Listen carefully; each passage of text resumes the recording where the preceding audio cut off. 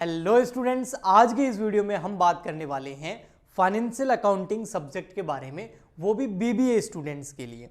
तो अगर आप 11th-12th के बाद में बीबीए कर रहे हैं और आप बीबीए के अंदर फर्स्ट ईयर में हैं, आपका यानी कि आपका फर्स्ट सेम के एग्ज़ाम आपके हैं नज़दीक, तो ये वीडियो आपके बहुत काम का है, क्योंकि यहाँ पर इस लेक्चर के अंदर हम फाइनेंशियल अकाउंटिंग सब्जेक्ट के बारे में आपको बहुत अच्छी इन्फॉर्मेशन जानकारी देंगे।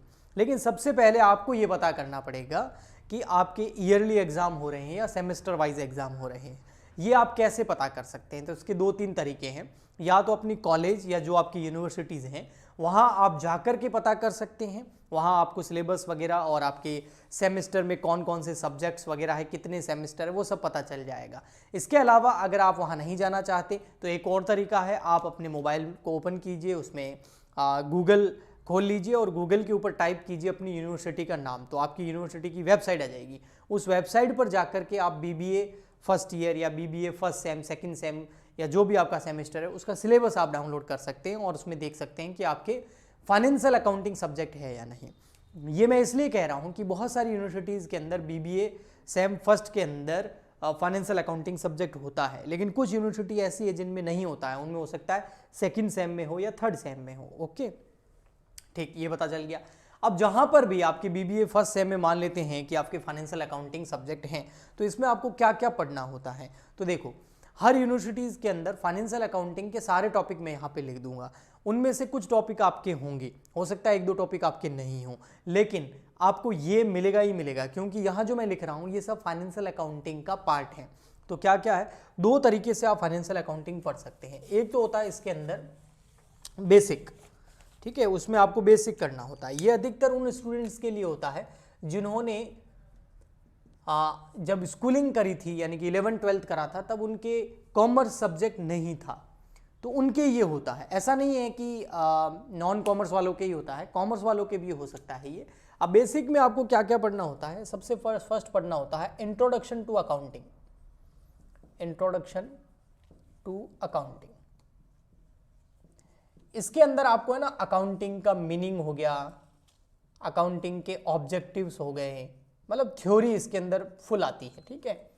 अकाउंटिंग का मीनिंग, सब्जेक्ट, ऑब्जेक्टिव्स वगैरह ये सब आपको देखने को मिलता है इसमें, ठीक है।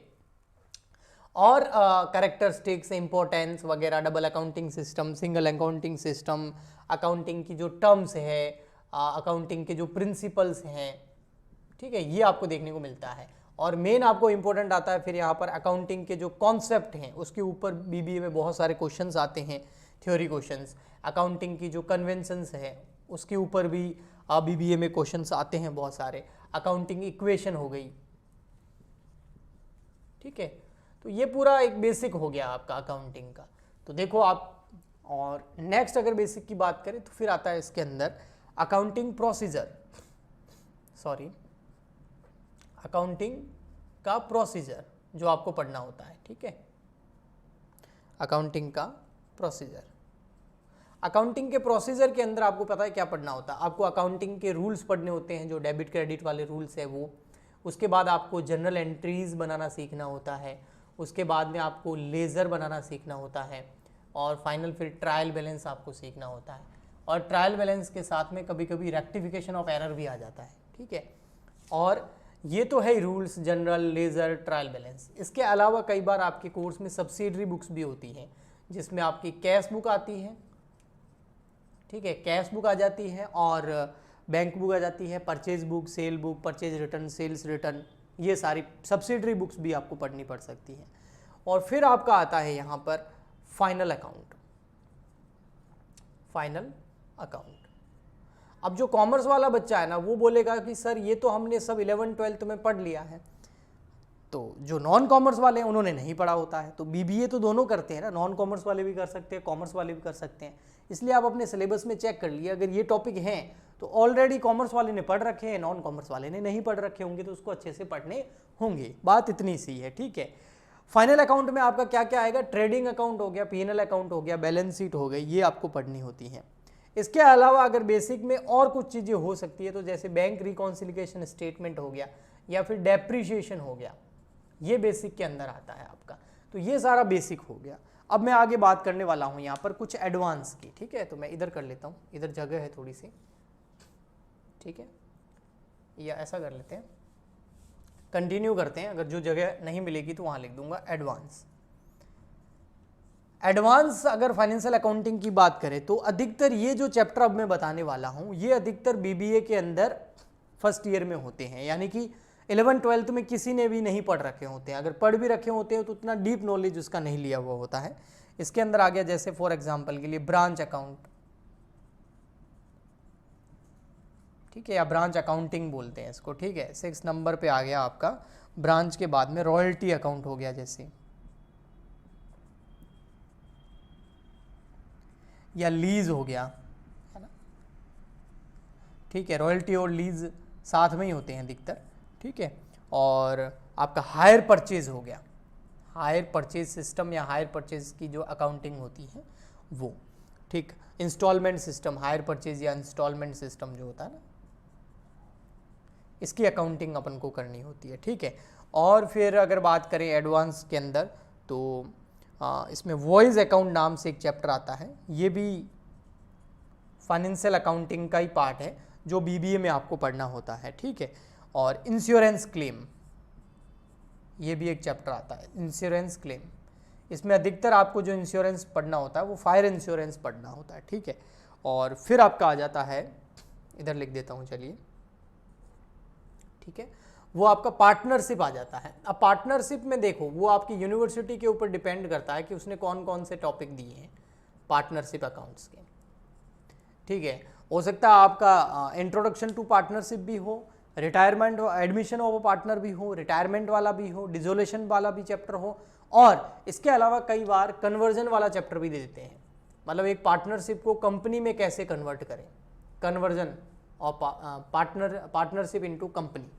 तो ये सारे टॉपिक ही पार्टनरशिप अकाउंट के अंदर होते हैं। क्या क्या होते हैं? Introduction to partnership, admission of a partner, retirement and death of partner, dissolution of partnership firm and conversion of partnership firm into company, ठीक है। तो लास्ट वाला जो डिसोल्यूशन और कन्वर्जन है ये आपने 12th में नहीं पढ़ रखा होता है, ये आपको यहाँ पर डिटेल में पढ़ना होता है, ठीक है।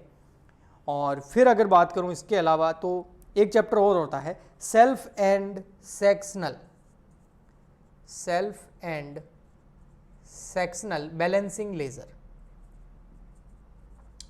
बैलेंसिंग लेजर, ये भी आपके बीबीए का एक चैप्टर जो है फाइनेंशियल अकाउंटिंग का पार्ट है, ठीक है। और फिर उसके अलावा लास्ट बात कर लेते हैं, एक और अगर चीज़ मैं देखूं यहाँ पर तो वह डिपार्टमेंटल अकाउंट, ये रह गया था, ये भी फाइनेंशियल अकाउंटिंग का ही चैप्टर है, डिपार्टमेंटल अकाउंट्स, ठीक है। एंड लास्ट एंड फाइनल एक चीज़ और मैं लिख देता हूँ यहाँ पर, वो वैसे तो होती तो बेसिक के अंदर है, फिर भी मैं यहाँ लिख देता हूँ, उसमें इंड एस पढ़ने होते हैं कई बार आपको, इंडियन अकाउंटिंग स्टैंडर्ड या IFRS से रिलेटेड आपको बेसिक नॉलेज भी लेना होता है। ओवरऑल बात करूँ तो फाइनेंशियल अकाउंटिंग के अंदर किसी भी यूनिवर्सिटी के अंदर आप पढ़ रहे हो, फाइनेंशियल अकाउंटिंग आपका सब्जेक्ट है, तो आपके सब्जेक्ट के फाइनेंशियल अकाउंटिंग का जब आप जाके सिलेबस चेक करेंगे तो इससे बाहर कुछ भी नहीं होगा, इससे बाहर कुछ भी नहीं होगा, सारे यही होंगे। अब आपको इन सारे चैप्टर्स को अच्छे से तैयार करना है। हो सकता है इसमें से कुछ चैप्टर आपके सिलेबस में नहीं हो तो वो मत करना, बाकी इससे बाहर कुछ नहीं होगा, ये मैं आपको गारंटी देता हूँ। अब आप प्रिपरेशन करना चाहते हैं तो उसके 2 तरीके हैं, दोनों तरीके मैं आपको बता देता हूँ। क्या 2 तरीके हैं?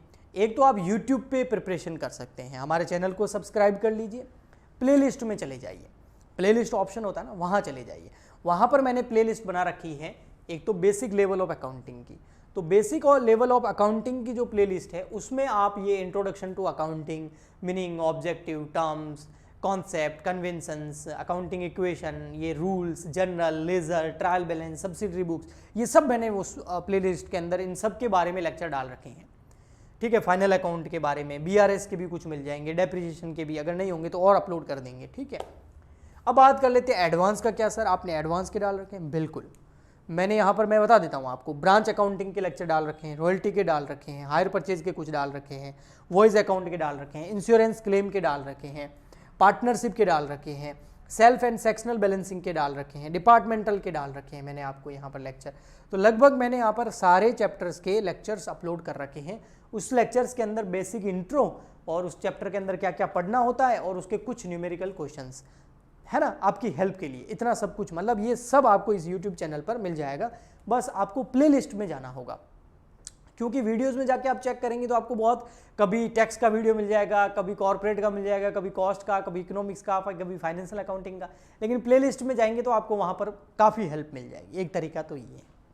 दूसरा तरीका है, नहीं सर हम तो डिटेल में पढ़ना चाहते हैं, बहुत ज़्यादा प्रैक्टिस करना चाहते हैं, हमें तो नोट्स भी चाहिए, हमें तो लाइव क्लास भी चाहिए, हमें डिटेल में पढ़ना है, तो प्लीज़ आप हमारी ऐप डाउनलोड कर लीजिए। हमारी ऐप का लिंक इस वीडियो के नीचे डिस्क्रिप्शन बॉक्स में आपको मिल जाएगा। ऐप का नाम है कॉमर्स वाले गुरुजी, जो कि CWG की शॉर्ट फॉर्म है, CWG की फुल फॉर्म है, CWG शॉर्ट फॉर्म हो गई कॉमर्स वाले गुरुजी।